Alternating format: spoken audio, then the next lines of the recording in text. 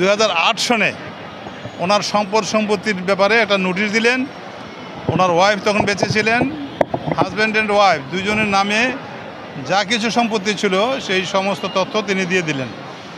আমার চাইতে বেশি মামলা বোধহয় ঢাকা কোর্টে কেউ করে নাই। সেই আলোকে আমি বলবো, বাবু গয়েশ্বরচন্দ্র রায়কে আমরা পেলাম, যার সবচাইতে কম সম্পত্তি আছে। এর চাইতে কম সম্পত্তি বোধহয় কোনো ওয়ার্ড কমিশনারও নাই। বাবু গয়েশ্বরচন্দ্র রায়ের 2টা বাড়ির কথা বলছে, ধানমন্ডির এটা হলো রায়েরবাগ এলাকায়, রায়েরবাজার এলাকায়। সেখানে তার সম্পত্তির সমস্ত তথ্য তিনি দিয়ে দিলেন। ওই বাড়ির নির্মাণ খরচ, সিভিল আইটেম, ইলেকট্রিক্যাল আইটেম সহ ইচ অ্যান্ড এভরি ইনফরমেশান। আরেকটি বাড়ি ছিল না, পৈতৃক বাড়ি কেরানীগঞ্জের, সেইখানে একটা দোতলা বাড়ি, সেইটারও সম্পত্তির বিবরণী দিয়ে দিলেন।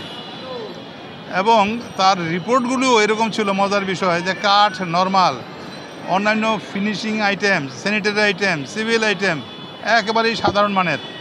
কিন্তু সরকারের তো সদিচ্ছা নাই, সেখানে তার বিরুদ্ধে মামলা আনবেই। তিনি এই সরকারের পক্ষ পিডব্লিউডির দিয়ে একটা রিপোর্ট হাসিল করে নিলেন যে তিনি কিছু কিছু তথ্য গোপন করেছেন। বাংলাদেশের ইতিহাসে শুনেছেন যে একটা ইলেকট্রিক আইটেম একটা বাড়ি যখন ডেকোরেট করে তার মধ্যে ডিফারেন্স থাকে 50,000 টাকা।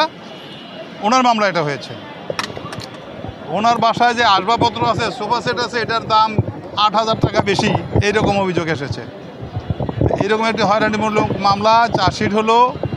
এবং আজকে কত বছর, 11 বছর পরে বিচার শেষে 16 বছর ওনার বিরুদ্ধে 29 জন সাক্ষী আদালতে উপস্থাপন করেছেন। এই 29 জন কোনো সাক্ষী তাদের দায়েরকৃত এজাহার বা সাবমিটেড চার্জশিট বা আদালতে গঠিত অভিযোগপত্রের কোনো উপাদান প্রমাণ করতে পারে নাই।